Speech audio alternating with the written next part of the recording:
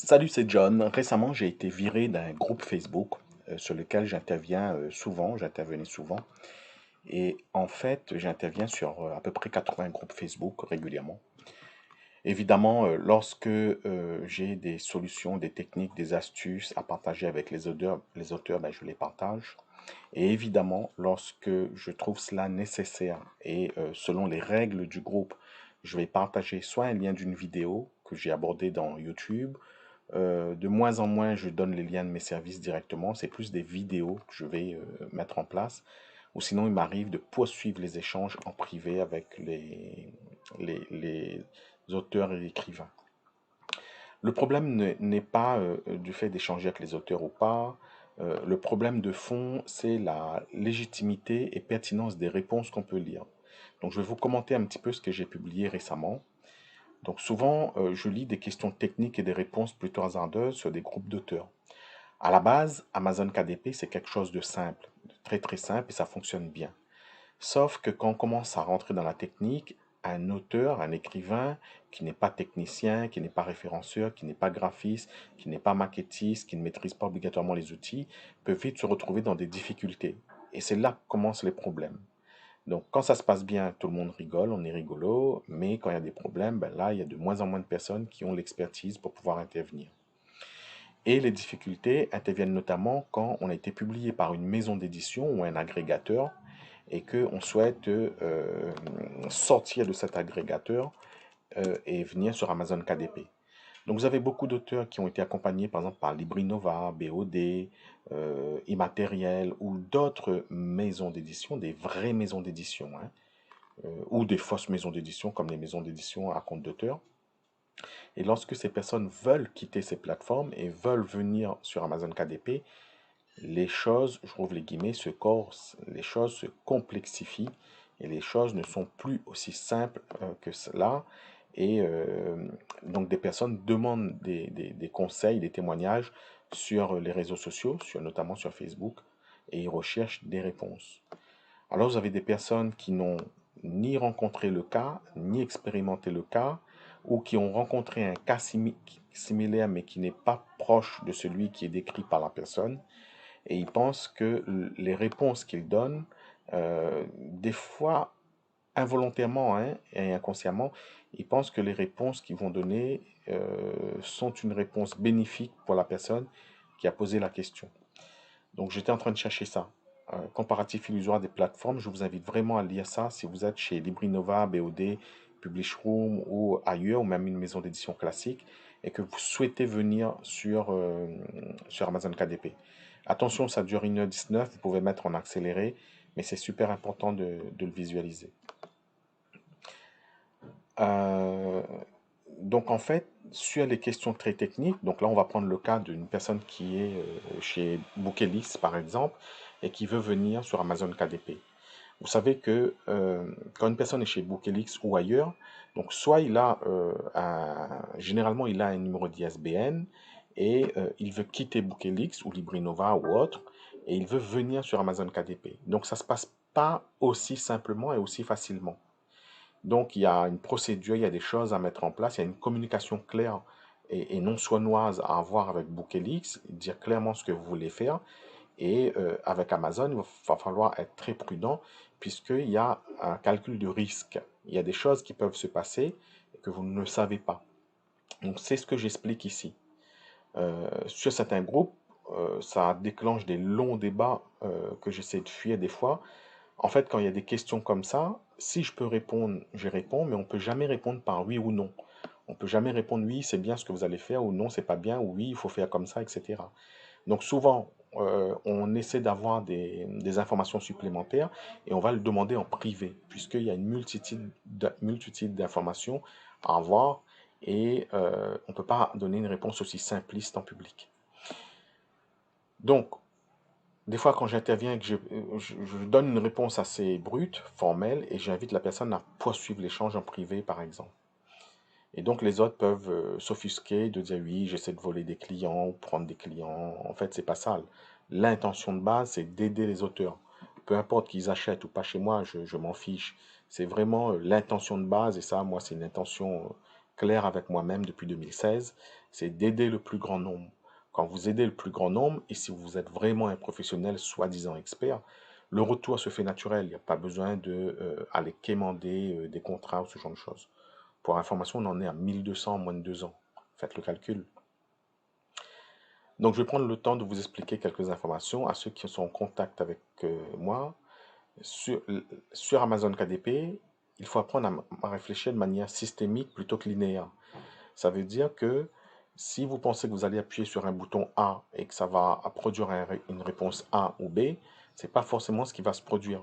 Vous allez appuyer sur le bouton A et vous allez pouvoir générer peut-être une réponse A ou B, mais peut-être C, peut-être D, peut-être E, peut-être F.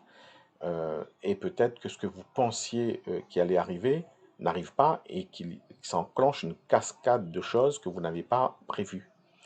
Un problème technique sur Amazon peut impliquer des dizaines et des dizaines de paramètres insoupçonnés pour presque 50, voire 80% d'entre nous, et moi-même j'apprends tous les jours. Vous savez, il y a certaines maisons d'édition, ils n'ont pas les mêmes plateformes que nous. Donc ils peuvent publier sur Amazon, soit avec Amazon KDP, soit avec Amazon Seller Central, ou soit avec des comptes encore un peu spéciaux que ni vous ni moi avons accès. Donc, et les interfaces ne sont pas comme Amazon KDP. Il y a des menus avancés, des fonctionnalités avancées. Et la relation commerciale que a une maison d'édition en société avec Amazon n'est pas la même relation commerciale que vous avez.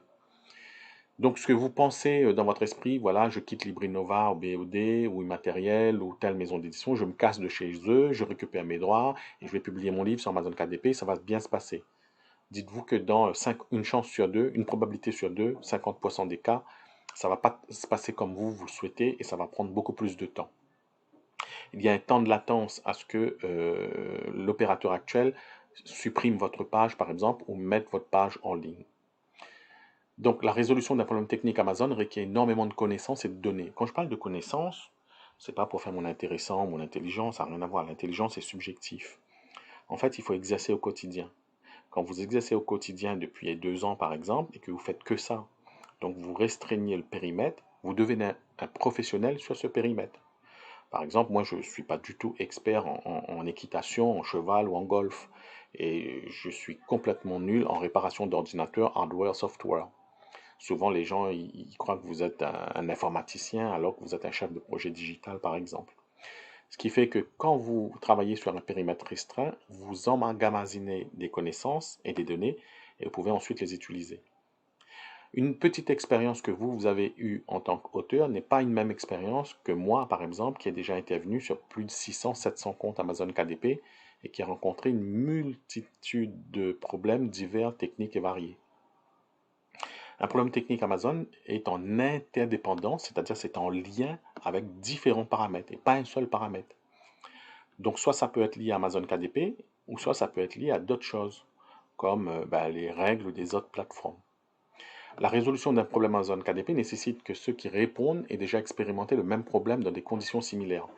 Donc en fait, des fois, et là on va se tutoyer entre nous, tu as des personnes qui connaissent même pas de quoi ils parlent, de ce qu'ils sont en train de dire. Ils sont en train de donner des réponses techniques sur des choses qui, soit ils ne maîtrisent pas, ou ils croient savoir maîtriser. Ils ont cru comprendre maîtriser. Ils ont vu ça chez un confrère. Ils ont lu quelque part que ça fonctionnait comme ça. Ou, eux, ils ont rencontré une situation qu'ils pensent similaire, mais qui n'est pas la même. Souvent, la personne qui pose la question ne donne pas toutes les données dans sa question. Ça arrive souvent, souvent, souvent. Je l'ai dit là. Donc, résoudre des problèmes techniques Amazon, KDP, demande aussi un esprit calme, une bonne mémoire. Idéalement, il faut avoir des fiches, des checklists, par exemple des listes sur Google Sheet ou un document Word, et vous cochez au fur et à mesure, vous répondez aux questions. Ou sinon, vous pouvez vous faire des outils comme des cartes heuristiques basées sur un modèle if no, if yes. Par exemple, est-ce que la personne a utilisé un compte Amazon KDP pour publier un livre? Est-ce que la personne a publié un livre broché ou e-book? Est-ce que la personne a publié un contenu en couleur? Etc., etc., etc. Il y a énormément de questions comme ça. Donc résoudre des problèmes techniques Amazon nécessite d'intervenir généralement avec le moins d'émotions négatives. Il faut avoir un esprit calme, sans stress, agacement, irritation, frustration, etc. J'ai donné l'exemple du chirurgien. Je vais schématiser. Clairement, quelqu'un qui doit faire une opération du cœur, par exemple, ou d'un cancer, une tumeur, donc il va procéder à un ensemble d'examens, radio, IRL, scanner, ponction, analyse des sangs, urine, sel, etc., etc., etc. Cependant, lorsqu'il va inciser la plaie, qu'il va ouvrir, il est possible qu'il se rende compte que la veine est détériorée, le tissu est beaucoup plus détérioré que ce qu'il pensait, que l'incision qu'il allait prévoir à tel ou tel endroit ne peut pas se faire puisque l'artère est trop petite, trop fine, la membrane est trop épaisse ou visqueuse, etc. Il va devoir s'adapter.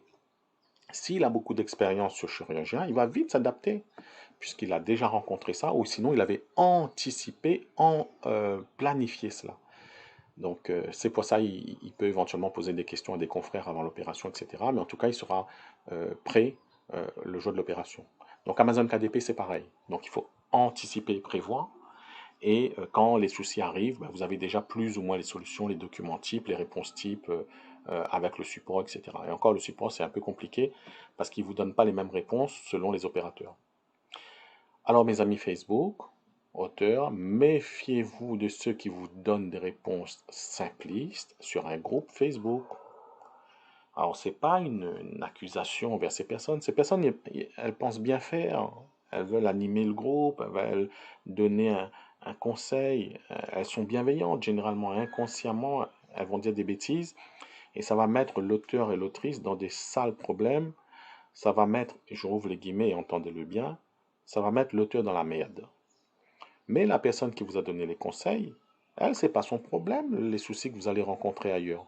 Elle est bien installée derrière son écran, chez elle, elle pianote une réponse comme ça, mais elle n'a pas conscience que ce qu'elle est en train de dire a des conséquences sur un manuscrit, sur un compte Amazon KDP d'un être humain. Et au-delà du manuscrit, cet être humain, il a passé des semaines, des jours, des mois et des années pour écrire ce livre. Donc il suffit de pianoter une petite bêtise dans une phrase, qu'on se retrouve le compte Amazon KDP suspendu, clôturé, ou sinon impossibilité de publier le livre ad vitam aeternam sur ce compte Amazon KDP. Vous vous rendez compte? Donc là, on joue avec, je rouvre les guillemets, la vie de l'auteur. Donc c'est quelque chose de vital. Vous avez des gens qui écrivent pour des besoins d'affirmation, de réalisation, et ils ont passé 6 ans, 7 ans, voire 10 ans à écrire un bouquin, et ils veulent vraiment le publier. C'est dans ce sens-là que moi je travaille depuis le début. Quand je prends en charge un manuscrit, je le considère comme mon bébé. C'est à moi. Ce livre-là est à moi durant le temps de la collaboration, et je fais tout pour que les choses avancent positivement. Voilà, donc il ne faut pas en vouloir à ces personnes qui donnent des conseils, je trouve, les guillemets, encore une fois, biaisés, erronés, illusoires. Donc elles pensent vraiment bien faire. Donc c'est à vous, c'est une invitation à vous-même à réfléchir par vous-même. C'est à vous de réfléchir et de trouver des solutions par vous-même. Je vous souhaite beaucoup de bonnes choses. Vous pouvez venir en discuter dans le groupe Accélération pour auteurs et écrivains. Que la force soit avec vous.